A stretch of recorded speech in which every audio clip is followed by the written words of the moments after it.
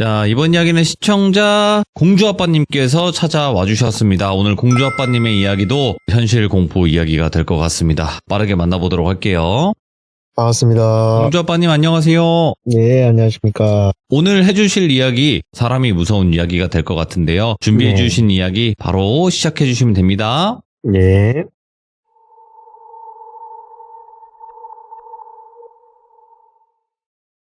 그때가 10년 정도 됐겠네. 제가 부동산 일을 하고 있는데 이 부동산 일을 처음 배움의 단계에 접어들었을 때일 겁니다. 그때는 솔직히 임대업에 대해서 그냥 아무것도 몰랐어요. 이게 현실과 책으로 공부하는 거는 다르다 보니까 막상 이 사회에 접했을 때는 참 쉽지가 않더라고요. 그때는 처음 시작했을 때 제가 학생들 상대로 원룸이라든지 뭐 그런 거 위주로 제가 막 열심히 할 때였습니다. 원룸이라는 게 뭐 조금만 계산해보면 아시겠지만 이 수수료가 크게 얼마 되지를 않거든요. 그러다 보니까 뭐 몇 개 해봤자 입에 근근히 풀칠하는 정도였습니다. 그러던 와중에 제가 이 현실의 벽을 좀 와닿고 이 원룸을 조금 내려놓고 나도 좀 다른 것들을 해봐야 되겠다. 뭐 아파트가 되었든 쓰리룸 이런 게 되었든 한번 해봐야 되겠다라고 해서 또 매물을 열심히 하고 있었습니다. 부동산 일이라는 게 이게 누가 알려주지를 않습니다. 다 자기 물건이고 이게 다 돈이기 때문에 특히나 건물 주인들의 연락처 같은 경우에는 우리들의 다 재산이거든요. 그러다 보니까 같이 일하는 사람들도 저한테 오픈을 잘 안 해줬고 무작정 막 열심히 건물들 돌아다니면서 번호를 따던 시절이었습니다. 그러던 와중에 우연히 한 건물의 주인을 만나게 되었고 그 사람의 연락처를 제가 땄죠. 번호를 따서 연락을 하니까 자기 집의 꼭대기층에 주인 세대 3룸이 있는데 한 30평 된다 하더라고요. 요게 지금 세입자가 이사를 나가가지고 비어져 있으니까 세를 놔달라고 저한테 말씀을 해주시더라고요. 그 당시에 저는 3룸을 처음 하는 거다 보니까 너무 설레었죠. 그래서 제가 신나게 그 집에 가서 보니까 당시에는 지어진 지 한 5년 정도 된 건물입니다. 지금으로 치면 한 15년 정도 된 건물이고 5년밖에 안 된 건물이다 보니까 뭐 외관도 깨끗하고 안에도 깨끗했습니다. 거실도 넓게 빠져있고 30평짜리다 보니까 방 3개에 화장실 2개, 거실 하나 있는 그런 형태였거든요. 4층짜리 집에 있는 4층이었고 승강기는 없었습니다. 아무튼 그 집을 열심히 제가 막 사진을 찍어서 우리 뭐 직방이나 다방 이런 데 광고를 열심히 올렸죠. 제가 정확하진 않은데 아마 그때 당시에 그 집 금액이 보증금 1,000만 원에 뭐 월세가 70만 원인가 그랬던 기억이 납니다. 한 70만 원 정도 되는 집이었는데 문의가 생각보다 좀 잘 오더라고요.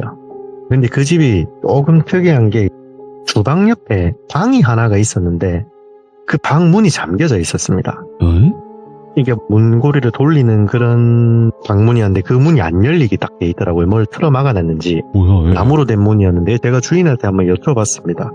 사장님 이 주방 옆에 문이 있던데 이게 창고인 것 같은데 이 문이 안 열린다 하니까 주인이 하는 말이 이제 그 복도에 보면은 다른 현관문이 하나가 더 있는데 4층이 구조가 어떻게 돼 있냐면은 계단을 타고 올라가면은 그 주인 세대의 3룸이 하나가 있고 옆에 원룸처럼 보이는 또 다른 호실이 402호 호실이 하나가 있었습니다. 이제 자기가 이 집을 지을 때 원룸을 하나 더 만들어서 세를 받아 먹으려고 했는데 생각보다 방이 너무 좁아가지고 이게 세를 못 놓게 돼가지고 거기를 그냥 틀어 막았다. 그러니까 3룸을 다 짓고 나서 원룸으로 확장을 하려고 했는데 그게 불가능해지니까 그 문을 틀어 막아놨다 하더라고요. 그래서 이 문을 열면 뭐가 있냐 하니까 자기가 가벽을 쳐놨고 그 가벽에 시멘트를 발라놨다 하더라고요. 그 시멘트를 뚫고 나오면은 그 원룸 방이고요. 근데 이제 그 원룸 방은 너무 좁다 보니까 임대를 안 하고 있다고 하더라고요. 그래서 제가 뭐 어차피 열리지도 않는 문이고 크게 상관은 없겠다 해서 손님들한테도 다 설명을 드리니까 다들 이해는 하시더라고요. 그렇게 이제 손님들을 제가 몇 팀을 안내를 해드리고 나니까 최종적으로 그 집을 선택하셨던 분이 그 신혼부부셨어요. 아내분이 임신 중이었던 걸로 제가 기억이 나거든요. 임산부였고 아무튼 그 집을 계약을 해서 뭐 저는 다 끝났죠. 그렇게 저는 그 3룸을 첫 계약을 하고 수수료도 생각보다 많이 주시더라고요. 당시에 뭐 법정 수수료가 20얼마인가 30만 원인가 제가 정확한 기억은 안 나는데 그분이 주셨던 금액이 제가 알기로 한 돈 100만 원 됐던 걸로 기억이 나요. 그래서 이렇게 수수료도 많이 주고 이런 것만 하면은 뭐 금방 돈 많이 벌겠다 막 이런 생각을 하고 있었죠. 근데 같이 일하고 있는 저희 사무실에 제 선배 한 분이 그 당시에 계셨는데 그 선배가 하는 말이 니 이 집 계약했냐면서 막 그러는 겁니다. 그래서 제가 예, 저 이 집 계약했어요. 왜요? 라니까 이 집 좀 쎄한데 막 이러는 겁니다. 그리고 이 집 하면 안 돼요. 왜 안 돼요? 어차피 전세도 아니고 월세로 계약했는데 건물에 뭐 용자도 없고 괜찮던데 라니까 그게 문제가 아니고 이 주인이 좀 이상한 사람으로 자기가 알고 있다면서 그러더라고요. 네. 지어진 지 5년밖에 안 되는데 지금 이사만 한 10번 넘게 세입자들이 교체가 되었다 하더라고요. 그런가 싶어가지고 뭐 문제되면은 뭐 일단은 어쨌든 간에 제가 책임하에 도와주면 되니까 일단은 모르겠다. 저는 그때는 그렇게 넘겼던 시절이었습니다. 그러고 시간이 좀 제법 흘러가지고 아마 한 2주, 3주 정도 지났을 때 그 계약했던 분의 아내분, 임신을 하고 계시던 그 아내분이 전화가 오시더라고요, 저한테. 사장님 잘 지내셨냐면서 이 집 계약했던 사람인데 기억나시냐고 물어보더라고요. 그래서 예. 제가 예, 사모님 기억납니다. 집은 잘 지내고 계십니까? 하니까 자기가 좀 이상해서 그러는데 이 옆집에 원룸에 사람이 살고 있냐고 물어보더라고요. 네. 그래서 제가 우리가 임대할 당시만 해도 주인분이 사람이 안 살고 있다라고 저한테 이야기를 하셨다. 왜 그러냐 하니까 자기가 이 집에 이사 오고 나서 첫날부터 지금까지 밤만 되면은 이상한 소리가 막 들린다 하더라고요. 무슨 소리가 들리냐 하니까 닭 있지 않습니까? 우리 치킨 꼬꼬댁 닭 비명소리가 막 들리면서 어떨 때는 막 고양이 울음소리 같은 것도 들리기도 하고 하여튼 그런 막 짐승 가축들의 막 그런 비명소리가 그 옆방에서 들린다 하더라고요. 그래서 제가 그럴 리가 없는데 아니면은 고양이나 이런 게 잘못 들어왔나? 근데 닭소리가 날 수는 없는데 이런 생각이 들어 제가 주인한테 전화를 해봤습니다. 혹시 402호 원룸은 세를 놓으셨냐 물어보니까 그 집은 사람이 살 수 없을 정도로 좁기 때문에 그 집은 세를 안 놓습니다. 그렇게 이야기를 하시더라고요. 그래서 제가 그러면은 내가 만약에 세를 놓는다라고 하면은 세를 놓을 의향은 있냐 하니까 그래도 안 한다 하시더라고요. 그래서 그럼 확실하게 402호에는 사람이 없구나. 그래서 제가 그 주인분하고 전화를 끊고 다시 401호 아내분한테 전화를 드렸죠. 전화를 드려서 제가 설명을 하니까 말이 안 된다 하더라고요. 3주 동안 단 하루도 빠짐없이 밤만 되면은 동물들 울음소리에 그리고 뭐 누군가가 뭐 아주머니 목소리로 추정되는 어떤 여성분이 막 중얼중얼대는 소리도 들린다고 주방 쪽에서 이게 그 402호에 사람이 없으면 날 수가 없는 소리 같다. 그래서 제가 혹시나 해서 3층에서 나는 소리가 4층으로 올라오는 게 아니냐. 그래서 제가 일단 주인분께 한 번 더 여쭤보겠다. 그러고 제가 그분 전화를 끊었습니다. 끊고 제가 그날 주인분께 다시 이러이러한 일들이 있다는데 혹시 아시는 게 있냐 하니까 그 주인분은 세입자가 예민하다. 우리 집은 다 조용한 사람들만 사는데 임신해서 예민한 거 아니냐 막 그런 식으로 이야기를 하더라고요. 그때 제가 이상함을 좀 눈치를 챘어야 됐는데 그런가 보다 하고 전화를 끊었습니다. 전화를 끊고 그 세입자분께는 별도의 연락을 제가 드리지는 않았죠. 그렇게 시간이 또 지나가지고 한 2, 3주 정도 지났던 것 같습니다. 이제는 세입자 아내분의 남편분이 전화가 오시더라고요. 우리 방 뺄 거다. 이 집에서 못 산다. 그리고 이거 우리 당신한테 이거 중개 수수료 주고 집을 계약했으니까 당신이 책임지고 다른 집을 구해주던가 해라. 엄청 공격적으로 저한테 막 말씀을 하시더라고요. 그래서 제가 일단은 또 도대체 무슨 일이냐 물어보니까 자기 와이프가 했던 이야기를 그대로 하더라고요. 처음에는 자기도 잠기가 어두워서 이제 아내가 예민해서 그런 소리를 하는 줄 알았는데 이거는 정말 심하다면서 자기가 당시에 녹음했던 그 동영상을 저한테 딱 보내더라고요. 그 동영상을 제가 딱 들어봤는데 제가 뭐 닭을 잡아보지는 않았는데 이 닭 잡을 때 나는 그런 비명소리가 나더라고요. 닭이 막 그냥 꼬끼어 우는 게 아니라 꼭꼭꼭 하면서 이제 갑자기 소리가 탁 끊기고 이거 들어보니까 정말 소리가 기괴하고 좀 소름이 돋더라고요. 어떻게 집에서 이런 소리가 날 수가 있냐. 자기도 모르겠고 뭐 이 동영상도 못 믿겠으면 당신이 우리 집에 한번 와봐라. 그렇게까지 이야기를 하시더라고요. 어쨌든 저도 뭐 지금도 마찬가지겠지만 저도 제가 한 일에 대해서는 좀 책임을 져야 된다라고 생각을 많이 하기 때문에 그러면은 우선 제가 오늘 당장에는 가기가 힘들고 한 며칠 있다가 그런 소리라든지 그런 증상이 심한 날에 한번 밤 늦은 시간이라도 되니까 나를 한번 불러달라. 내가 꼭 가겠다라고 약속을 했었습니다. 그러고 한 이틀 뒤인가 지금 빨리 와보라면서 막 그러더라고요. 그 남자 세입자분이. 그때가 저녁 한 11시 반인가? 거의 12시가 다 돼갈 때였습니다. 제가 자다가 그냥 잠옷바람에 모자만 덮어쓰고 그 집에 도착하니까 밤 12시 정도가 되었던 기억이 납니다. 그렇게 제가 허겁지겁 4층에 올라가서 문을 탁 열고 들어가 보니까 진짜로 그 주방 쪽에 있는 쪽문 그 문에서 이상한 소리가 나기 시작하더라고요. 제가 갔을 때는 딱 비명 소리 이런 거는 나지는 않았고 어떤 여자가 막 중얼중얼 거리는 소리가 나더라고요. 자세히 들어보니까 기도하는 소리 같았습니다. 제가 봤을 때. 그냥 뭐 어쩌고 해주세요 뭐 해주세요 막 이런 말투? 그런 기도를 막 중얼중얼 빠르게 말을 하는 것 같더라고요. 제가 너무 소름이 끼쳐가지고 그 방문을 발로 있는 이거 찼습니다. 그냥 차면서 제가 이제 막 소리를 질렀죠. 당신 뭐야? 하면서 소리를 막 질렀죠. 지르니까 순식간에 조용해지더라고요. 그래서 제가 이거 진짜 문제가 있는 것 같다. 기다려봐라. 내가 402호를 지금 한번 가보겠다. 그래서 402호 문을 막 두드렸습니다. 두드리고 해도 막 나오지도 않고 비밀번호도 제가 이제 그게 3번 정도 틀리면은 도어락에서 그 경보음이 나지 않습니까? 이불로 제가 도어락 비밀번호를 3번 다 틀려가고 좀 시끄럽게 분위기를 만들려고 그렇게 막 경보음을 터뜨리고 해도 그 안에서는 사람이 나오지를 않더라고요. 그래서 제가 이제 그 401호 이제 그 3룸에 다시 들어가가지고 두 분께 말씀을 드렸죠. 그동안 진짜 스트레스 많이 받으셨을 것 같다. 그동안 어떤 일이 있었는지 나한테 쭉 말을 좀 해달라. 내가 이거를 다 메모를 해놨다가 지금은 너무 늦었으니까 내일 날 바른 대로 주인한테 전화해서 이건 좀 따져봐야 될 것 같다. 그렇게 이야기를 했습니다.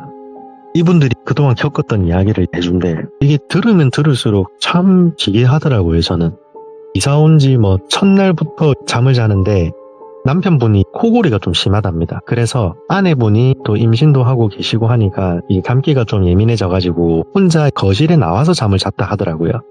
보니까 거실에 따로 싱글 정도 되는 침대 매트릭스도 따로 깔려있는 거 보니까 거기서 잠을 청하고 했던 것 같은데 거기서 자기가 혼자 잠을 자는데 첫날에는 어떤 여자 목소리로 막 기도하는 소리가 들렸답니다.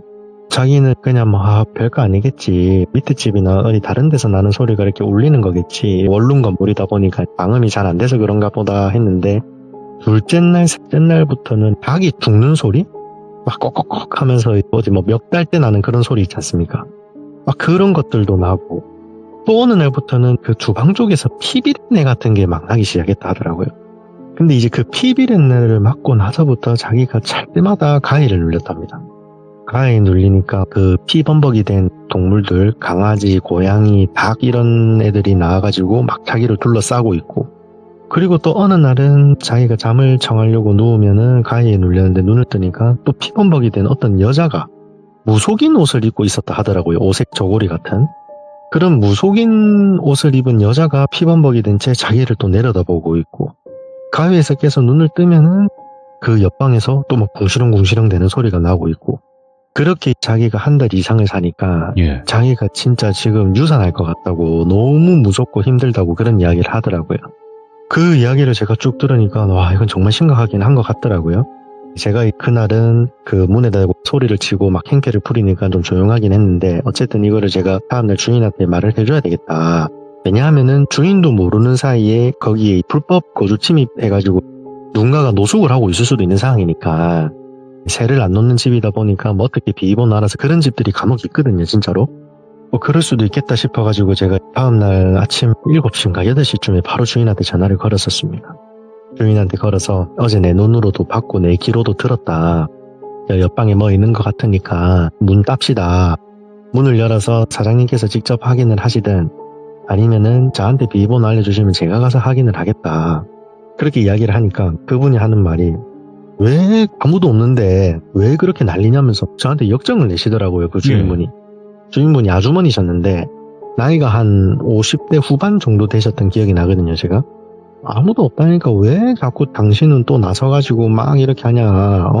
세입자한테 자기가 직접 나한테 전화를 해라. 당신은 이제 할 일 다 했지 않냐. 네. 막 그런 식으로 이야기를 하시더라고요. 그래서 제가 너무 이렇게 역으로 막 공격적으로 나오니까 저 순간 벙쪘죠. 제가 일단은 전화를 끊었습니다. 끊고 사무실에 같이 일하는 선배한테 물어보니까 이 사람이 이 집에서 이런 일들이 있었고 이 사람이 나한테 이런 행동을 하는데 혹시 형 아는 거 있어요? 물어보니까 자기도 그 집은 새를 안 낳아봤답니다. 새를 안 낳아봤는데 소문이 하여튼 좀 안 좋다라고 하더라고요. 주인 성격도 좀 이상해가지고 세입자들이 자주 교체가 되고 인근에 있는 부동산들이 그 집은 웬만하면 거래를 안 한다 하더라고요. 금액도 좋고 전세도 아니어서 괜찮긴 한데 그래도 잘 안 한다 하더라고요. 제가 내가 넣으면 안 되는 집에 넣은 것 같은데 이거 어떡하지 하면서 일단은 기존 세입자분들을 만나 뵙고 이야기를 좀 드렸습니다. 지금 집주인이 저하고 소통이 좀 잘 안 된다. 그래서 일단은 혹시 뭐 여윳돈이 조금 있으시면은 잠깐 일단 우리가 먼저 다른 집을 좀 알아보고 이사를 가시는 게 어떻겠냐. 그렇게 이야기를 들으니까 다행히도 이분들이 어느 정도의 여윳돈이 조금은 있으시더라고요. 보니까 원래 전세를 알아보려고 하다가 금액이 예산이 조금 안 돼가지고 임시로 그 월세집으로 들어오신 케이스였거든요. 지금 와서 또 생각을 해보면 이상한 게 저희 동네 같은 경우에는 푸름 이상들은 전부 계약 단위가 2년 단위입니다. 기본이 2년 계약인데 이 집주인은 당시에 저한테 그 계약을 할 때 몇 개월짜리 계약이요? 라고 물어봤거든요. 제가 부동산 일을 10년을 하면서 이런 3룸 집주인들이 저한테 몇 개월 계약을 하냐고 물어본 적은 단 한 번도 없었거든요. 예. 근데 이 집주인은 처음부터 저한테 몇 개월 계약이냐고 물어봤고 저는 당연히 아무것도 모르니까 2년 계약이죠 당연히 그렇게 이야기를 했었거든요. 집주인도 제가 돌이켜서 생각을 해보면은 금방 나갈 걸 알고 있었던 거죠. 그렇게 그분들한테 제가 뭐 수수료라든지 이런 거는 안 받고 우선 급하게 다른 3룸 월세집으로 제가 옮겨다 드렸습니다. 옮겨다 드리고 그 401호의 비밀번호는 제가 알고 있으니까 왜냐면은 일단 지금 계약 기간이 남아있는 상태다 보니까 이 보증금이 이 집에 묶여있지 않습니까? 하루라도 빨리 뭐 다음 세입자를 넣든 아니면 보증금을 돌려받아야 되는데 그렇지 못하는 경우면은 매달 월세가 보증금에서 차감이 되잖아요. 그러니까 저는 어떻게든 간에 이 일을 좀 해결해 보려고 그 401호에서 이사를 나가신 다음 날부터 해가지고 제가 2, 3일 정도를 그 집에서 자야 되겠다라고 생각을 하고 저희 집에 있는 뭐 이불이라든지 베개 이런 거를 두고 그 집으로 올라갔습니다. 그때가 여름이었던 걸로 기억나는데 에어컨하고 다 철거해가지고 집이 정말 찜통 같았거든요. 그렇게 거실에 그냥 방충망만 해놓은 채 그냥 문 다 열어놓고 그렇게 잠을 청하고 있는데 이제 문제의 그 주방 옆에 있는 그 쪽방? 그 방에서 또 막 굴그렁대는 소리가 나기 시작하더라고요. 그래서 제가 정말 잘 걸렸다. 오늘 내가 이거 문 어떻게 해서든 뜯어서라도 이 원인을 한번 밝혀내야 되겠다. 뭐가 문제인지. 그러고 제가 조심스럽게 문 앞에 다가갔습니다. 근데 저도 사람이다 보니까 좀 겁이 나지 않습니까? 혼자 있고 하다 보니까 이제 손에 조그마한 망치 한 개를 들고 그 문 앞에 서 있었습니다. 서가지고 제가 길을 갔다가 문 쪽에 자세히 대보니까 이게 뭐라고 하는지 들리더라고요. 뭐라고 말을 하냐면은 이게 욕을 해도 되는지 모르겠는데 제가 일단은 괜찮아요. 예, 미친 예민해가지고 뭐 어쩌고 하는 겁니다. 그 이야기를 듣는데 진짜 온몸에 소름이 다 돋더라고요. 제가 기억나는 그 문장들이 미친 예민해가지고 그냥 가만히 있으면 반이라도 가는데 뭐 어쩌고 하면서 그분이 갑자기 나가버리는 바람에 뭐 어쩌고 계속 이런 이야기를 하더라고요. 제가 그 이야기를 듣다가 여기 진짜 문제가 있는 사람이 있다. 위험한 뭔가가 있다라고 생각을 하고 제가 문을 뜯기 시작했습니다. 문을 제가 막 강제로 덜커덕거리면서 뭐 저도 욕을 했죠. 저는 당연히 거기에 불법 그 침입한 사람이 있다라고 저는 생각을 했거든요. 당시에. 집주인은 계속 저한테 아무도 없다라고 강하게 주장을 하니까 여기에는 뭐 노숙자가 됐든 다른 누군가가 불법으로 들어와서 살고 있다라고 저는 생각을 할 수밖에 없었습니다. 예. 그래서 제가 이 문짝 배상해준다라는 생각을 하고 막 문을 뜯으면서 소리를 막 고래고래 질렀죠. 니 거기 딱 있어라. 내가 니 누군지 얼굴이나 한번 봐야 되겠다. 왜냐하면 제가 그 당시에 이사비까지 그분들한테 드렸었거든요. 내가 니 때문에 뭐 얼마를 갖다가 지금 토해내고 있는데 딱 거기 있어라 하면서 막 문을 뚫고 망치로 문고리를 깨고 이렇게 했는데 문을 탁 열었습니다. 제가 열었는데 아직도 소름이 돋는데 문을 열었는데 그 가벽이 있다고 했지 않았습니까? 주인이? 맞아요. 예. 가벽 없습니다. 그냥 방입니다. 바로 방인데 와 이게 피비린내가 거기서 다 났던 겁니다. 거기에 닭이 있지 않습니까? 닭. 생닭을 갖다 살아있는 털도 안 벗긴 그 생닭이 몸통은 없고 머리만 3구, 4구 정도가 천장에 이렇게 막 대롱대롱 걸려 있더라고요. 그리고 거기에는 뭐 불상이며 부적, 무슨 달마 그림 하여튼 그런 것도 방 안에 다 도배가 되어 있고 들어갔는데 더 놀라웠던 거는 주인 아줌마가 거기 있는 겁니다. 그래서 제가 그거를 보고 사모님 여기서 뭐합니까? 물어봤습니다. 아무 말도 못하고 이 사람이 저를 보더니 얼굴이 사색이 돼 있는 거예요. 저도 뭐 사색이 됐죠, 당연히.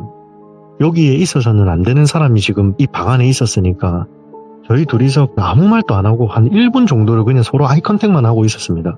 그때 제가 최대한 빨리 정신을 차리고 왜냐면 제가 손에 그 망치가 있었으니까 이 자칫 잘못하면은 또 이상한 오해가 생기겠다 싶어서 그 망치를 거실 쪽으로 휙 하고 던졌습니다. 주방 쪽으로. 던지고 제가 먼저 말을 꺼냈죠. 여기서 지금 뭐 하시냐. 이거 다 뭐냐. 지금 여기 있는 막 짐승 희명 이게 벽에 막 부적이랑 핏자국이랑 도배가 돼 있었거든요. 그냥 그 주인 아주머니 손에도 닭핀지 무슨 핀지 모르겠는데 양손에도 피로 다 범벅이 되어 있었어요. 그분이 흰 색깔 무슨 블라우스 같은 하여튼 그런 거를 입고 계셨는데 옷에도 전부 그 핏자국이었고요. 제가 이 뭐 하는 거냐. 나 일단 지금 경찰에 신고를 해야 될 것 같다. 어떻게 지금 사람이 살고 있는 방에서 지금 이렇게 몰래 방을 하나 만들어오고 이런 짓을 할 수가 있냐. 이거는 내를 갖다가 이해를 시키지 않는 이상 나는 바로 이거는 지금 신고를 하겠다 이 자리에서. 그러니까 이분이 아무 말도 못하고 그냥 막 사색이 된 채 저를 쳐다만 보고 있더라고요. 그래서 제가 하실 말씀 없으면은 경찰에 신고하고 여기 살고 있던 세입자분께 다 자초지종내 다 설명을 드릴 거다. 그렇게 알고 계셔라. 나도 뒷일은 이제 모르겠다라고 하고 제가 이제 112에 신고를 하려고 휴대폰을 딱 꺼내 들었습니다. 휴대폰을 꺼내니까 그제서야 이 아주머니가 제 손을 막 잡으면서 형각 잠깐만 내 이야기 좀 들어달라면서 막 그러는 겁니다. 그러니까 제가 이제 무슨 이야기 더 들을 게 뭐가 있냐. 지금 이 방은 누가 봐도 문제가 있는 방 아니냐. 지금 천장에는 닭 모가지가 지금 뭐 4개, 5개 이렇게 걸려져 있고 벽에는 온통 피범벅에 부적에 불상에 그리고 아주머니 지금 상태도 온몸이 지금 피범벅인데 하나 이건 아닌 것 같다. 그 바닥에 무슨 다라이 하나를 놨던데 그 다라이에 전부 닭 피였거든요. 그러니까 이제 이게 말로 이게 표현이 안 되는 상황인 거죠. 이게 지금 난장판이네, 난장판이. 네, 난장판이었어요. 그냥 피칠갑에 냄새도 어마어마하게 났고. 그러니까 이분이 갑자기 그 피 묻은 손으로 제 손을 막 잡으면서 총각 잠깐만 내 이야기 좀 들어달라면서 막 그러더라고요. 그래서 저도 일단은 먼저 진정을 좀 해야 될 것 같아가지고 일단 실무업 좀 하고 이야기를 들어보려고 그 바닥에 보니까 의자 조그만한 게 하나가 있어가지고 거기 제가 걸터 앉았습니다.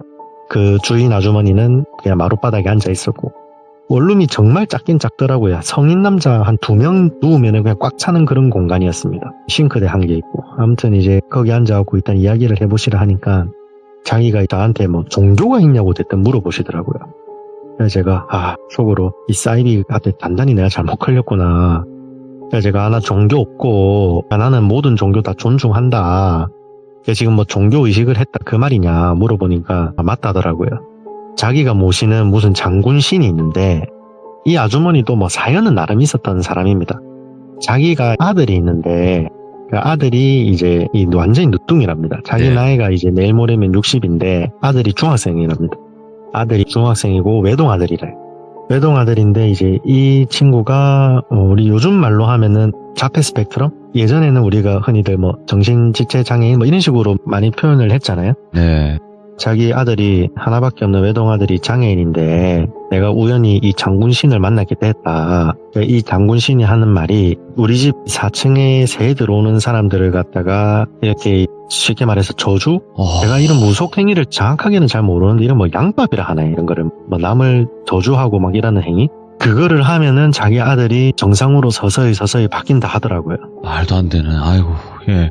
그래서 제가 사실 저도 가족 중에 그런 가족이 있거든요. 근데 아무리 그렇게 해도 정말 이거는 잘못된 행동이다. 나도 예. 가족 중에 이런 사람이 있는데 우리 모두 다 말로 표현 안 했을 가슴에 그냥 이렇게 대못 하나씩 받고 그냥 사는 거 아니겠냐. 그렇다고 남한테 이렇게까지 하는 거는 정말 아니지 않냐. 근데 자기가 말하는 게 자기도 처음에 안 그랬답니다. 지금 이 행위를 한 지 딱 횟수로 약 한 4년 정도가 되었다 하더라고요. 근데 1년 차부터 진짜로 자기 아들이 호전이 됐다 하더라고요. 그러니까 이제 자기가 뭐 믿고 싶은 대로 믿는 것 같아. 제가 봤을 때는 네. 아들이 한 해 나이를 먹어가면서 조금씩 남들보다 성장이 더디더라도 어느 정도씩 수준이 올라가는 거일 수도 있는데 그거를 그런 무속 행위를 했다라고 자기가 그냥 스스로 믿고 싶었던 것 같아. 그래가지고 자기가 그게 들어보니까 3일에 한 번씩 생닭을 잘라가지고 천장에 걸고 그 떨어지는 피를 다라이에 받아서 그 피로 뭐 손을 씻고 그 피로 세수를 하고 뭐 그런 식으로 기도 행위를 해야 된다 하더라고요. 와. 그래서 제가 또 물어봤습니다. 아니 근데 이 세입자 말로는 얼마 전에 고양이 울음소리도 들었다는데 고양이는 그럼 뭔데요? 물어보니까 고양이는 6개월에 한 번씩 잡아야 된다 하더라고요. 그게 무슨 말이냐니까 6개월에 한 번씩 고양이를 해가지고 똑같이 천장에 그렇게 해가지고 그 행위를 해야 된다 하더라고요. 와 이게 진짜 사이코구나. 당신 이런 거는 누구한테 배웠냐 물어보니까 자기가 그 자주 가는 그 무당이 있는데 무당이 알려줬다 하더라고요. 완전히 그냥 사이비 같은 무당한테 현혹돼가지고 그런 행위를 한 거죠. 그래서 제가 이거를 지금 당장에 경찰에 신고를 해야 되냐 아니면 일단 세입자한테 먼저 말을 해야 되냐 고민을 하다가 우선은 제가 여기 더 이상 있으면 안 되겠다 싶어서 제가 당시에 그 집을 사진을 일단 다 찍었었습니다. 사진을 찍고 동영상으로 녹음도 했었고요. 사모님이 그동안 여기서 이러이러한 행위 한 거 맞죠? 예 아니오로만 대답하세요 하고 뭐 제가 협박이나 강요 없었다라고 막 이렇게 서로 하는 거를 동영상을 찍어놨었습니다. 집 상태도 찍어놓고 왜냐면은 나중에 돼서 또 이런 사람들 말 바꿔서 제가 뭐 어떻게 했니 저떻게 했니 이럴 수도 있기 때문에 증거를 미리 다 남겨놓고 그날 밤에 새벽이었죠? 바로 그냥 그 남편분한테 전화를 했습니다. 뭐 다행히 그분이 주무시다가 전화를 받으시더라고요. 그래서 제가 너무 늦은 시간에 죄송하다. 문제의 방을 내가 열었다. 하니까 그분이 잠이 다 깨셨는지 거기에 뭐가 있던가요? 물어보시더라고요. 그래서 제가 그동안 있었던 일을 다 말하니까 그 남편분 난리가 난 거죠. 왜냐면은 자기 혼자면은 괜찮은데 자기 아내가 있었고 심지어 와이프가 임신을 하고 임산부였다 보니까 그런 거에 더 예민하게 받아들일 수밖에 없었던 거예요. 막 저한테 소리를 지르고 또 어디 거기 지금 내가 가겠다면서 뭐 죽여버리겠다면서 막 난리가 나신 거예요. 그래서 제가 우선은 너무 늦었으니까 진정하시고 우리 내일 사장님 퇴근하시고 나서 우리 얼굴 보고 이야기를 하자. 뭐 경찰에 신고를 하든 고소를 하든 뭐가 되었든 간에 얼굴 보고 이야기를 하자. 그렇게 하고 제가 그 집 거실에서 통화를 다 마쳤습니다. 마치니까 그 집 주인이 그쪽 문에서 주방 쪽으로 슬그머니 기어 나오시더라고요. 그러더니 저한테 뭐 이거 그냥 없었던 일로 해주면 안 되냐. 네. 나도 너무 힘들어서 근데 이해를 좀 해달라. 막 그런 이야기를 하시더라고요. 제가 그 주인한테도 말했죠. 나는 이제 여기서 내가 할 수 있는 거는 없다. 당사자들끼리 이야기를 하셔라. 그리고 나는 내 나름대로 이 집을 중개한 거에 대해서 나는 책임을 지고 나는 이사비 150만 원까지 써가면서 나는 지금 수수료가 문제가 아니라 어쨌든 내가 한 행동에 책임을 진 것 같다. 사모님도 이런 행동에 대해서는 책임을 지셔라. 뭐가 되었든 간에. 그렇게 하고 나서 자기가 뭐 3자 대면을 하겠다 먼저 이야기를 하시더라고요. 그 주인분이. 그래서 제가 뭐 3자 대면을 하든 5자 대면을 하든 그냥 뭐 알아서 하셔라 하고 저는 그 집에서 나왔습니다. 나오고 그 다음날 저녁이 되어가지고 그 집주인하고 그 남편분하고 임신한 아내한테는 그 이야기를 안 했다 하더라고요. 남편이. 제가 잘했다 그 이야기해서 좋을 것도 없고 잘하신 것 같다 하여주 저하고 그 남편분하고 집주인 이렇게 3명이서 그 401호에서 만나게 되었습니다. 그 짧은 시간에 그 주인 아주머니는 그 쪽문에 있는 방을 싹 치워놨더라고요. 네. 피자국이 하루아침에 안 없어지거든요. 그럼요. 도배를 해도 그 도배 풀 자국이 스며들면서 다시 그 피가 우리 시멘 벽에 다 일어나게 돼 있거든요. 냄새도 안 빠져요, 잘. 네. 도배는 자기가 아직까지 그대로인데 이제 네. 그런 모가지라든지 불상이라든지 막 이런 거를 막 어느 정도는 다 치우긴 치워놨더라고요. 와.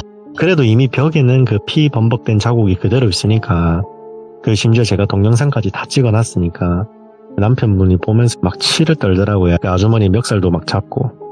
제가 여기서 더 감정이 격해지면 진짜 폭력 사태가 일어날 것 같으니까 남자분을 좀 제지를 시켰죠. 제지를 시키고 앉아서 현실적으로 이야기를 좀 해보자라고 제가 먼저 이야기를 꺼냈습니다. 꺼내니까 이제 그 아주머니가 막 울면서 자기가 뭐 잘못했다, 어쩔 수가 없었다, 막 이런 하소연들을 하기 시작하더라고요.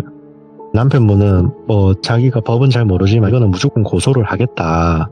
근데 이게 솔직히 우리가 법률적으로 해석을 해보면 저도 뭐 법조인은 아니지만은 이게 고소를 한다고 해서 뭔가 크게 뭐 저분이 징역형 처벌을 받는다고 이런 거는 제가 봤을 때 절대 없을 것 같았거든요.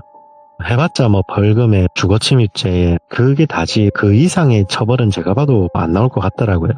그래서 제가 일단 그 남편분한테 좋게 이야기를 했죠. 합의를 좀 보는 식으로 가시면 안 되겠냐.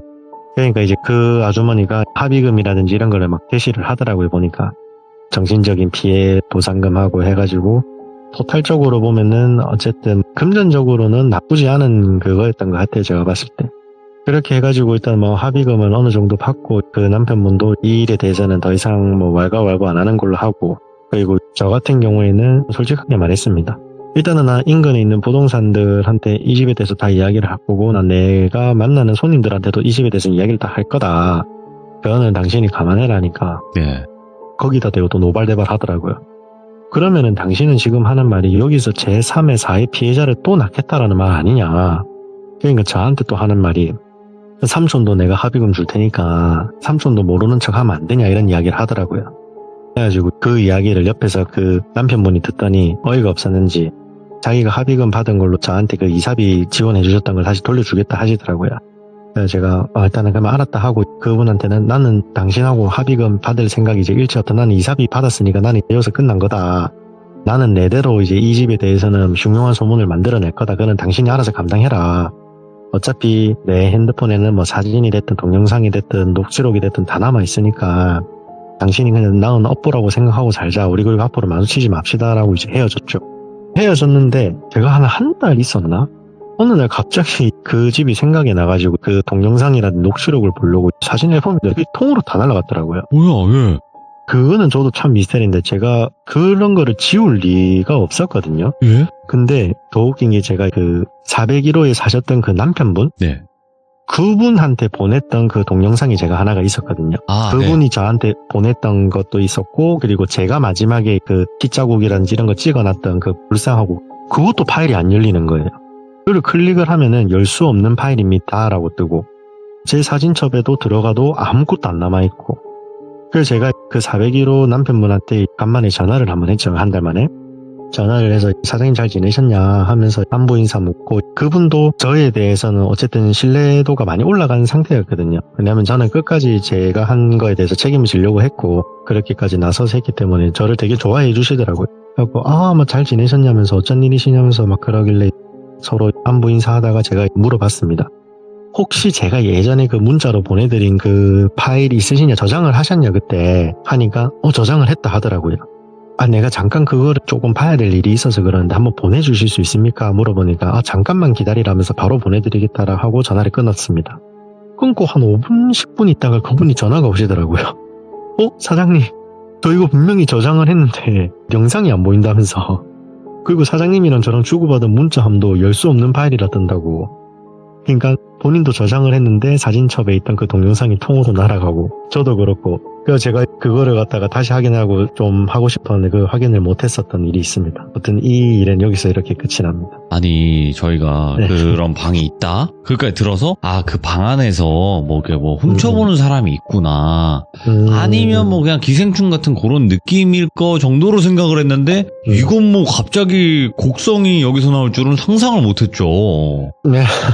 곡성에 비슷한 느낌의 그 방이 있잖아요. 네. 와 진짜 별의별 일을 많이 보시는군요. 현실공포 쪽도 나름 장르가 있는데 뭐 사건도 있었을 것이고 많이 보셨을 텐데 이거는 보고 굉장히 경악스러웠을 것 같은 느낌이 들어요. 그 안에 상황이 그게 진짜 처음에 문을 열었을 때 그 충격이 진짜 컸습니다. 저는 완전 영화 같았어요. 오늘 공주아빠님께서 차분하게 이야기를 들려주시긴 했지만 내용은 진짜 경악할 만큼의 충격적인 이야기였는데 항상 레전드를 들려주셔서 너무너무 감사드리고 너무 잘 부탁드리도록 하겠습니다. 감사합니다 공주아빠님. 감사합니다 돌비님. 감사합니다. 감사합니다. 공주아빠님 이야기는 아직 안 들어보신 분들도 계실 거라고 생각을 하는데 돌비 공주아빠 검색하면 이야기들이 나와요. 근데 진짜 하나같이 전부 다 또 레전드 이야기를 들려주시는 분인데 오늘은 더더군다나 너무나 기괴한 그런 이야기 중에서 또 레전드 이야기가 나오지 않았나 생각을 하고요. 지금 현재 공주아빠님께서는 공인중개사를 하고 계세요. 그렇기 때문에 이런 일들을 조금 더 세밀하고 많이 겪는 분이기 때문에 이야기 안 들어보신 분들은 돌비 공주아빠 검색하시면 이야기들이 나오니까 꼭 들어보시길 바라겠습니다. 감사합니다.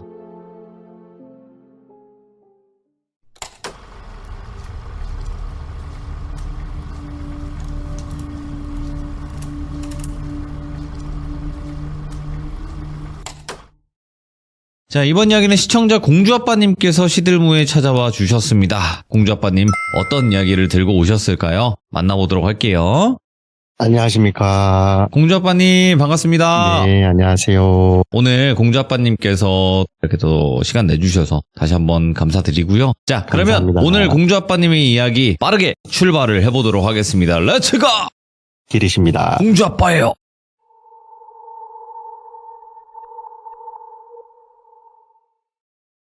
오늘 해드릴 이야기는 저희 아버지께서 겪으신 이야기입니다. 이 이야기는 지금으로부터 약 한 17, 8년 전 상당히 좀 오래된 이야기인데 저도 그렇고 저희 아버지도 그렇고 저희의 삶에 굉장히 좀 임팩트가 큰 사건이어가지고 한번 이야기를 해드리고자 합니다. 당시에 저희 아버지는 뭐 지금도 마찬가지지만 부산에 조그만한 소규모 공장을 하나 운영을 하고 계십니다.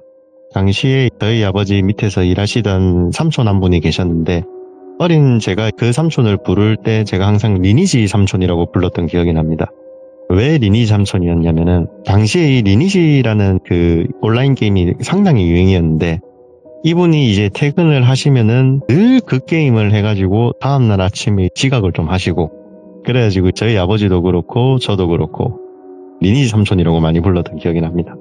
근데 이 리니지 삼촌이라는 분은 이름을 제가 철수라고 칭할 건데 이 철수 삼촌은 키가 한 175인데 몸무게가 약 100kg 정도인데 이게 이제 뚱뚱한 100kg가 아니라 정말 건장하고 떡 벌어진 100kg 있지 않습니까? 딱 그런 체구였습니다. 그래서 힘이 완전 장사형 체형 그런 분이었는데 그 당시만 해도 저희 아버지도 한 덩치 하시고 힘을 좀 꽤나 쓰시는 분이었는데 저희 아버지도 저분이 힘쓰는 걸 보면은 와 손을 막 절레절레 흔들 정도로 웬만한 성인 남성 한 3-4명분을 혼자서 다 해결하는 약간 그런 분이었습니다. 그러다 보니까 이 삼촌이 뭐 지각을 하고 뭐 늦게 하고 이런다 해도 뭐라 말을 못하는 거예요. 뭐 일을 시작했다 하면은 30분도 안 돼서 혼자서 막 한 트럭 끝내고 이렇게 하다 보니까 무튼 저희 아버지는 그러다 일을 잘하다 보니까 이 리니지 삼촌을 특히나 이뻐하셨고요. 그렇게 저희 아버지께서 이 삼촌을 이뻐하다 보니까 이 철수라는 사람도 저희 아버지를 친형님처럼 여기고 많이 따랐던 기억이 납니다. 그렇게 그분하고 저희 아버지하고 같이 합을 맞춘 지 약 한 3년 정도가 되었었다 하더라고요. 네. 여전히 그분은 우람한 체격에 힘도 계속 잘 쓰고 있었고 그런데 어느 날 아무 이유도 없고 사건 사고도 없는데 이분이 혈색이 좀 많이 안 좋아 보였다 하더라고요. 저희 아버지가. 그래서 저희 아버지께서 그 리니지 삼촌을 보더니 야 철수야 니 어제 밤새 게임했냐 왜 이렇게 얼굴이 어둡고 좀 애가 캥해 보이냐 하니까 그 삼촌이 하는 말이 아 형님 저 이제 리니지 안 합니다. 게임 안 합니다 형님. 제가 네. 그냥 몸이 조금 안 좋아서 그런 것 같습니다 라고 이야기를 했답니다. 아 그래? 야 님 금단 증상도 아니고 무슨 게임 접었다고 막 얼굴이 이래 반쪽이 되냐면서 저희 아버지가 막 웃었다 하시더라고요. 그렇게 첫날은 아무렇지도 않게 두 분이서 일을 다 마무리를 하고 퇴근을 했답니다. 그렇게 이제 또 다음 날이 되었죠. 다음 날이 되었는데 이 철수 삼촌이 얼굴이 더 안 좋아졌다 하더라고요. 불과 이틀 만에 이 철수 삼촌이 얼굴이 쏙쏙쏙쏙 빠지는 게 눈에 보였답니다. 그래서 야 철수야 니 아무래도 몸이 많이 안 좋은 것 같은데 병원을 한번 가봐야 되는 거 아니냐 그렇게 이야기를 하니까 이 철수 삼촌이 하는 말이 아 형님 아닙니다. 야 제가 잠을 좀 설쳐서 그런 것 같으니까 너무 신경 쓰지 마십시오 이렇게 또 이야기를 했답니다. 그렇게 또 3일째 4일째 거의 한 일주일 정도가 흘렀을 때 한눈에 봐도 이 철수라는 사람의 몸이 말이 아니다라는 게 아버지가 느껴졌다 하더라고요. 그래서 당시 저희 공장이 물건들 그 무게 재는 그런 체중계가 하나가 있었는데 거기 저희 아버지가 한번 올라가 보라고 하셨습니다.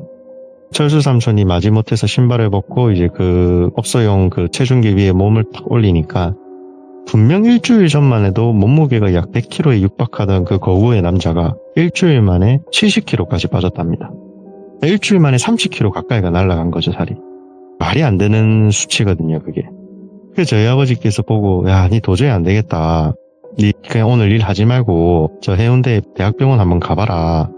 그런데 이 철수라는 사람이 끝까지 병원을 안 가겠다라고 고집을 부렸답니다. 근데 저희 아버지께서는 아무래도 이 철수라는 삼촌하고 더 일을 오래 하고 싶고 그리고 자기가 마음적으로도 많이 아꼈던 동생이다 보니까 강제로 끌고 그 대학병원으로 끌고 갔다 하더라고요.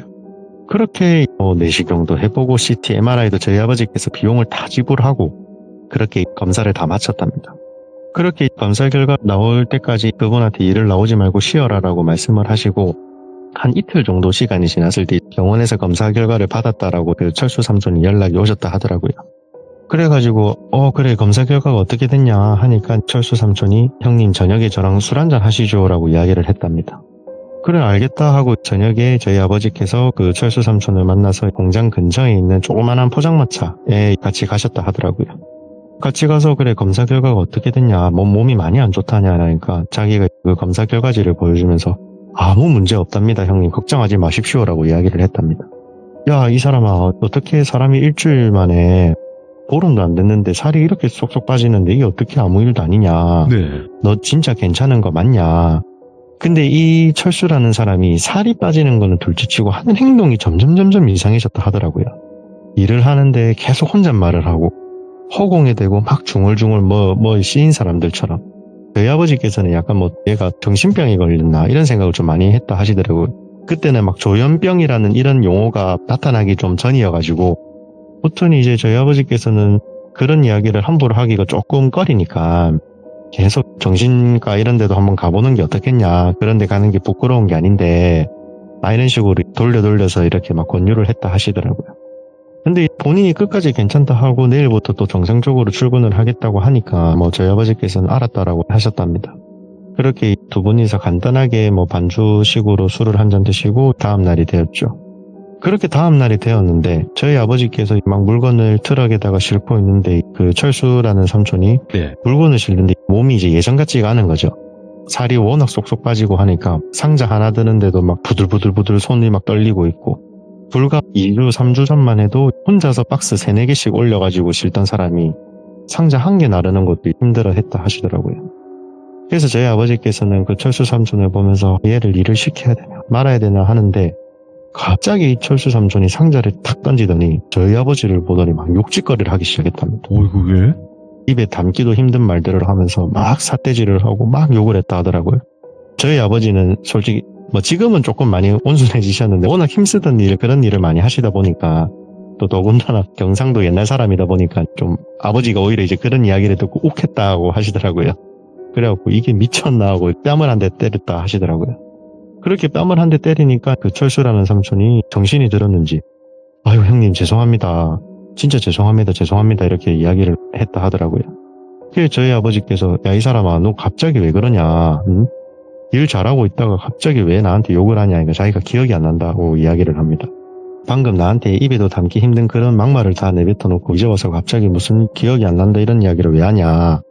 그러니까 이 사람이 형 죄송한데 오늘 먼저 좀 퇴근을 해보겠다 막 이렇게 이야기를 했다고 하더라고요. 그래서 저희 아버지께서는 그래 뭐 네가 지금 뭐 일할 몸도 아닌 것 같고 그냥 들어가라 하고 아버지 혼자서 일을 했다 하시더라고요. Quiet room, no lights on. Used to hate being alone. Now I'm learning how to stay with the mess I couldn't face. Every tear I let it fall doesn't break me after all. One day I'll be okay, even if I'm not today. Quiet room, no lights on. Used to hate being alone. Now I'm learning how to stay with the mess I couldn't face. Every tear I let it fall doesn't break me after all. One day I'll be okay, even if I'm not today. Quiet room, no lights on. Used to hate being alone. Now I'm learning how to stay with the mess I couldn't face. Every tear I let it fall doesn't break me after all. One day I'll be 그렇게 아버지께서는 일을 다 마무리를 하고 혼자 곰곰이 사무실에 앉아서 생각을 좀 했다고 하십니다. 얘랑 일을 계속 해야 되나 말아야 되나 이런 걱정을 하셨죠. 뭐 자영업자들 다 마찬가지겠지만 그래서 저희 아버지께서는 한 일주일만 더 지켜보고 얘가 계속 이렇게 점점 상태가 안 좋아지면은 그냥 좀 좋게 이야기를 해서 내보내는 걸로 결정을 하셨다 하더라고요. 그렇게 저희 아버지께서 그렇게 혼자 마음의 결정을 내리고 집으로 돌아와서 가족들과 함께 식사를 하고 잠이 들었습니다. 잠이 들었는데 저희 아버지께서는 뭐 평생 가위 한 번 안 눌려보면서 사신 분이거든요. 근데 그날 처음으로 가위에 눌렸답니다. 가위가 눌려가지고 눈을 뜨니 돌아가신 할아버지, 그러니까 저희 아버지한테는 아버지죠. 돌아가신 아버지가 나타나셔가지고 아무 말도 안 하고 침대 옆에 서서 저희 아버지를 노려보셨다 하더라고요. 그 저희 아버지께서는 할아버지를 보면서 아버지 여기 어떻게 오셨습니까? 아버지 돌아가셨잖아요. 이런 이야기를 했답니다. 근데 할아버지께서는 물은 대꾸도 안 하시고 그냥 가만히 저희 아버지만 보셨다 하더라고요. 그렇게 가위에 깼답니다. 이제 가위에 깨고 새벽 일찍 사무실로 출근을 해서 그 철수 삼촌을 만났는데 갑자기 철수 삼촌이 저희 아버지를 보시더니 형님 혹시 뭐 지난밤에 꿈자리 좀 안 좋았습니까? 이런 이야기를 대뜸 했다고 하시더라고요. 그래서 저희 아버지께서는 아니 그런 거는 없었는데 돌아가신 우리 아버지 나오시긴 하더라. 한 번도 그런 꿈 꾼 적 없는데 돌아가시고 나서 지금 처음 그런 꿈 꿨다 하니까 이분이 막 무슨 죄 지은 사람처럼 막 안절부절 막 그런 행동을 했다고 하시더라고요. 그래서 저희 아버지께서는 얘가 근데 그런 걸 나한테 왜 물어보지 하면서 일단은 뭐 밀린 일이 많으니까 일이나 하자 하고 막 일을 하기 시작했답니다. 그렇게 일을 하고 또 다행히 그날은 별 문제 없이 두 분이서 그렇게 일을 마무리하고 헤어지셨고요. 그리고 둘째 날에도 할아버지를 꿈에서 뵈고 나서 그 다음날 또 잠이 들었는데 또 똑같이 가위에 눌렸다고 하시더라고요. 예. 눈을 뜨니 할아버지께서 옆에 서가지고 저희 아버지를 노려보고 계셨고 저희 아버지께서 아버지 도대체 저한테 왜 그러십니까? 뭐 혹시 하시고 싶은 말씀 있으시면은 그냥 속 시원하게 해주십시오. 그런데도 이제 할아버지께서는 아무런 대꾸도 안 하고 그냥 저희 아버지를 매섭게 노려만 보고 계셨다 하더라고요. 그러고 잠에서 깨고 셋째 날 밤에도 또 똑같이 이제 저희 할아버지께서 나오셔서 그런 행동을 하셨고 셋째 날에는 저희 아버지가 너무 답답해서 할아버지께 데려 큰 소리를 냈다고 하시더라고요. 아니 아버지 아들한테 뭐 바라는 게 있으시면 속 시원하게 말씀을 해주십시오. 제가 생전에 못하고 뭐 죄짓고 이런 거는 다 알겠는데 아버지 저 너무 답답합니다. 그냥 좀 속 시원하게 제가 뭘 잘못했고 뭘 하면 안 돼 이런 거를 말씀을 해주시면 안 되겠냐. 그러자 할아버지께서 엄청 큰 소리로 네가 거기를 왜 붙어있어? 이렇게 소리를 지르셨답니다. 저희 아버지 말씀으로는 할아버지께서는 단 한 번도 자식들한테 큰 소리 한 번 낸 적 없던 그런 분이셨다 하더라고요.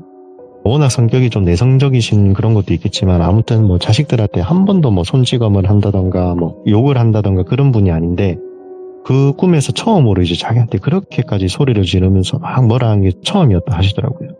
그렇게 놀래가지고 잠에서 깨고 사무실로 출근을 했는데 또 그 철수 삼촌이 형님 혹시 어제도 꿈자리 안 좋으셨습니까? 이런 이야기를 했답니다. 그리고 야, 내 안 그래도 어젯밤에 또 아버지 나와가지고 나한테 큰 소리 치고 그렇게 하시던데 니 뭐 아냐? 니가 뭘 알고 지금 내한테 이렇게 물어보는 거 아니냐? 하니까 이철수 삼촌이 또 대답을 막 회피하면서 또 막 안절부절 하고 있었다고 하더라고요. 아닙니다 형님 하면서. 그래서 아버지께서는 저놈 저게 진짜 뭐가 있는 것 같은데 이런 생각을 했는데 일이 더 먼저니까 그래 일단 아버지께서는 그냥 그런갑다 하고 또 계속 일을 막 하기 시작했다 하더라고요. 그리고 그날 하필 저희 아버지께서는 좀 타지에 멀리 출장을 가실 일이 있어가지고 그날 일을 마치자마자 바로 아버지가 가지고 계시는 탑차를 끌고 부산에서 경기도까지 출장을 가시게 됩니다.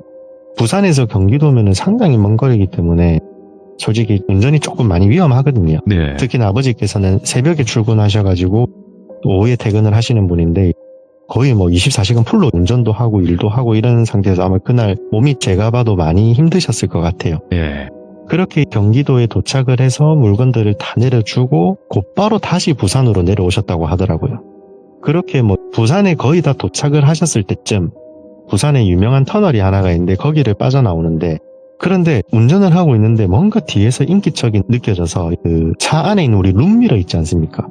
터널을 빠져나올 때쯤에 룸미러를 살짝 봤는데 그 탑차 같은 경우에는 뒤에가 다 막혀 있습니다.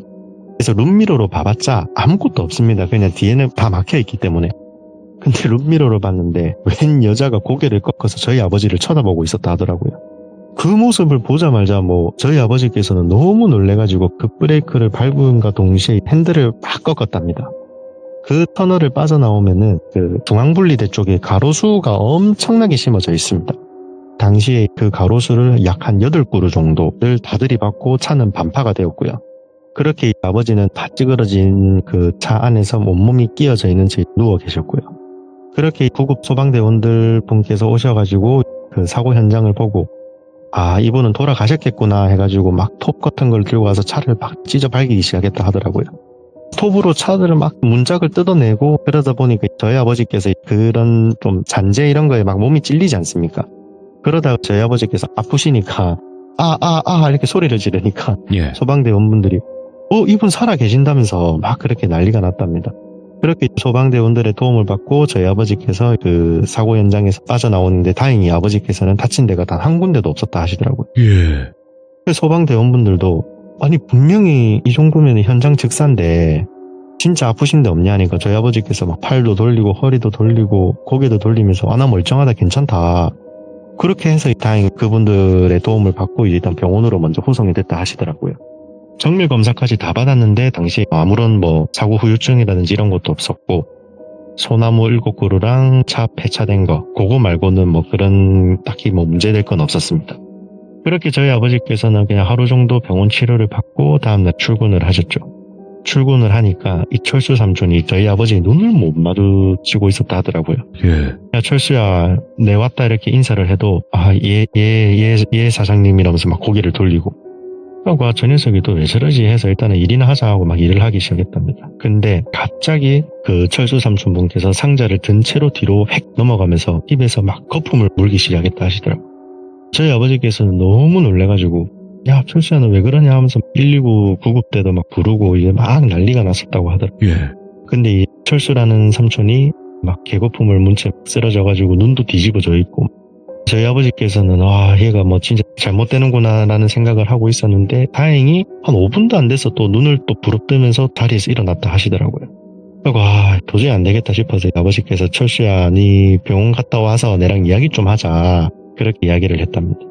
그래서 그 철수라는 삼촌도 뭐 대충 무슨 이야기를 할지 알았는지 알겠습니다. 그럼 병원 다녀와서 이야기하시죠 형님 하고 병원을 갔다 하시더라고요. 네. 그렇게 병원에서 간단하게 진료 볼 거 보고 철수 삼촌이 저녁 한 7시 그때쯤에 사무실로 왔다고 하시더라고요.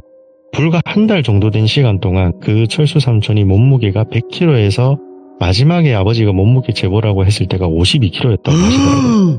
그러니까 뼈밖에 안 남은 거죠. 예. 이제 저희 아버지께서 사무실에서 같이 담배를 한 대 태우시면서 이야기를 했다고 하시더라고요. 네 솔직히 말해라. 네 지금 뭐 있냐? 무슨 일이냐? 물어보니까 그제서야 이제 이 철수 삼촌이 이실직고를 하기 시작했답니다. 형님, 사실 제가 무당집안 자식입니다. 이 무당집안 자식들은 대대로 이 신내림이라는 걸 받아야 되는데 예. 자기가 그 생활이 너무 싫고 자기는 어머니가 무당이었다 하시더라고요. 외할머니도 그렇고 자기는 외할머니라든지 엄마가 이 무속인이라는 게 자기는 너무 부끄럽고 어디 가서 막 말도 못할 정도로 자기는 너무 싫었다고 하더라고요. 예. 근데 어머니께서 돌아가시고 딱 1년이 되었는데 그 신병이 이제 자기한테 오기 시작했다 하더라고요. 자기는 계속 거부를 하고 있으니까 몸도 이렇게 되고 솔직히 자기 옆에 있는 신이 자기를 안 받으면은 주위 사람들을 괴롭힌다라고 자기한테 협박까지 했었답니다. 네. 그래가지고 이 이야기를 갖다가 이제 저희 아버지한테 해드려야 될 것 같은데 또 이야기를 하면은 더 못살게 군다라고 또 협박을 하시니까 차마 또 이야기를 못했답니다. 근데 천만다행인 게 저희 아버지 저한테는 할아버지죠. 그 할아버지가 어느 날부터 저희 아버지 곁에 서 있었다라고 하시더라고요. 서가지고 자기 아들을 지켜주고 계셨던 거죠. 그래서 차 사고가 났을 때도 저희 할아버지께서 저희 아버지를 지켜주셔가지고 별 탈 없이 무사히 현장에서 나올 수 있었다고 하더라고요. 저희 아버지는 완전 무교신자시기 때문에 그런 이야기를 아예 안 믿는데 이게 눈으로 보이니까 멀쩡했던 100kg의 건장한 남성이 50kg까지 살이 한 달 만에 빠지는 걸 보니까 믿을 수밖에 없었다라고 하시더라고요. 그래서 저희 아버지께서 그래 철수야 너 어떻게 할 거냐 내가 네 말 다 믿어줄 테니까 내 네 원망도 안 하고 네 신이라는 그 사람 그것도 나는 뭐 다 존중해줄게 원망도 안 하고 네 이제 어떻게 할 거냐 물어보니까 더 이상은 안 될 것 같아서 자기는 신내림을 받으러 가야 될 것 같다라고 이야기를 했답니다. 그래 알겠다. 그러면은 니 내일까지 나오지 말고 니 일한 거는 내가 다 급여는 다 쏴줄게. 예. 여기까지 하고 그 신내림인지 치료인지 그 잘 받으러 가라라고 하고 헤어졌다라고 하시더라고. 예. 그렇게 한 달 정도 지났을 때 그 철수 삼촌이 저희 아버지께 연락이 왔다 하시더라고. 예. 형님, 저 철수입니다. 그래 철수야. 뭐 어떻게 그 치료는 잘 받았냐 하니까 자기가 저희 아버지 공장 바로 옆에 자기 신당이 있다고 한번 오라고 하셨답니다. 저희 아버지께서 오랜만에 철수도 한번 볼 겸 그 신당으로 찾아갔다고 하시고요. 갔는데 불과 딱 한 달이 지났답니다. 한 달 만에 그 50kg의 빼빼 말랐던 그 철수 삼촌이 예전에 그 100kg의 모습으로 다시 불어났다 하시더라고요. 그래서 그거를 보시고 저희 아버지께서 아니 한 달 만에 어떻게 사람이 50kg가 붙을 수가 있냐. 그것도 살이 찐 게 아니라 예전에 건장하던 모습으로. 그러니까 이제 그 철수 삼촌이 하는 말이 그게 다 신병 때문이라고 신내리만 받으면 다 끝날 문제인데 자기가 계속 거부를 해서 그런 거라고 그 사고 나게 해드려서 너무 죄송하다고 막 이렇게 사죄를 했다고 하시더라고요. 그래가지고 저희 아버지께서는 막 그냥 그런 일인갑다 하고 그 철수 삼촌이랑 오랜만에 보고 헤어졌다고 하시고요. 예. 그래서 이제 저희 아버지께서 그날 집에 오셔가지고 가족들한테 이 이야기를 해주셨습니다. 예. 이런 일이 있었고 직원놈이 하루아침에 이렇게 신내림을 받고 하니까 참 신기하더라. 그래서 뭐 앞으로 너희도 궁금한 거 있으면은 그 철수한테 한번 가서 뭐 상담도 받아보고 해라. 나는 뭐 그런 거는 내 스타일 아니니까 나는 안 할 거고 너네들 뭐 궁금한 거 있으면 언제든지 가서 물어보고 하면은 뭐 상담해준다고 하더라. 예. 그렇게 이야기를 막 해주셨던 기억이 났습니다. 그러고 시간이 조금 흘렀을 때 그 철수 삼촌께서 전화가 한 통이 오시더라고요. 저희 아버지께. 그날이 저희 할아버지 산소에 가는 날이었는데 갑자기 대뜸 그 철수 삼촌이 가족들이 저희 다 차를 타고 가고 있는데 전화가 오셔서 하는 말이 형님 혹시 지금 그 아버님 뵈러 가냐고 이렇게 대뜸 소화기로 그렇게 이야기를 하시더라고요. 그 저희 아버지께서 이제 차 안에서 맞다 니 어떻게 알았냐 형님 절대 가지 마십시오 이런 이야기를 했습니다. 갑자기 그게 무슨 말이냐 아버지 산소를 가지 말래 갑자기 무슨 뚱딴지 같은 소리냐 아닙니다 형님 절대 오늘은 가시면 안 됩니다. 계속 그런 이야기를 하길래 저희 아버지께서 이상하다 생각을 해가지고 뒷자리에 있는 저희 어머니께 이야기를 했습니다. 이철수라는 친구 기억나지? 그 친구가 갑자기 아버지 산소를 가지 말라는데 이거 어떻게 해야 되냐. 저희 엄마도 이제 찜찜하니까 저희 어머니도 그런 이야기를 듣고 찜찜하니까 아유 좋은 게 좋은 거라고 네. 그냥 차 돌려서 집으로 가자 그렇게 이야기를 하셨습니다. 당시에 저희가 집에서 출발한 지 불과 몇 분 안 됐을 때였거든요. 그렇게 이제 차를 돌려가지고 다시 지하 주차장에 놓고 차 시동을 끄고 내리는데 네. 갑자기 엔진에서 벅 소리가 나면서 엔진이 터진 겁니다. 차에서. 그래가지고 저희가 너무 놀래가지고 그 충격이 얼마나 컸냐면 앞유리가 터질 정도였거든요. 그래가지고 저희가 보험회사 차량 보내고 차도 서비스 센터에 맡겨보니까 이제 아버지가 뭐 왜 그러셨는지 모르겠는데 차 엔진을 뭐 잘못 관리를 하셨는지 그게 갑자기 터졌다라고 이야기를 하시더라고요. 근데 저희가 돌이켜서 또 생각을 해보면은 만약에 그분의 충고를 무시를 하고 계속 갔으면은 저희가 달리는 도중에 그런 사고가 났으면 큰 사고였을 텐데 그래서 저희 아버지께서는 그 철수 삼촌이 또 생각이 났는지 다음날 전화를 했다고 하시더라고요. 철수야 내가 사실 어제 네 전화 끊고 집 주차장에서 이런 사고가 났는데 너 어떻게 알았냐 물어보니까 그 철수 삼촌이 하는 이야기가 자기가 그 모시는 신이 이제 형님한테 미안한 게 좀 많아가지고 사고를 미리 기뜸해 주신 거라고 그렇게 이야기를 했다고 하시더라고요. 그래서 이걸로 그때 그 사고 난 거랑 퉁치자고 형님도 이제 너그럽게 그냥 이해해 주셨으면 좋겠습니다. 이렇게 이야기를 하면서 이야기가 마무리가 되었습니다.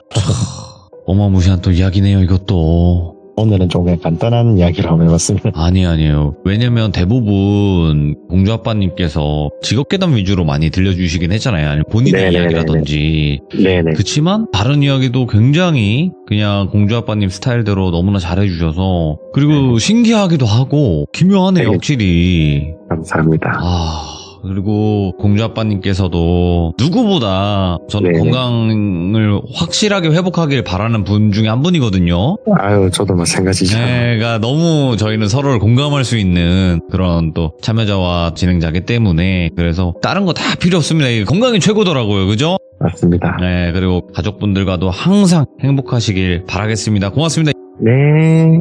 공주아빠님께서 오늘 해주신 이야기도 굉장히 기묘하면서 또 섬뜩한 이야기였던 것 같습니다. 그리고 여러분들 아직 공주아빠님 이야기 안 들어보신 분들 분명히 또 계실 거예요. 공주아빠가 누구지? 하면서 돌비 공주아빠라고 검색하시고 첫 번째 부동산 이야기부터 꼭 들어보셔야 됩니다. 이분 이야기도 어디 가서 들을 수 있는 이야기가 아니에요. 그래서 꼭 들어보시길 바라고 여러분들도 하시는 일들 전부 다 잘 되시고 항상 건강하시길 바라겠습니다. 감사합니다.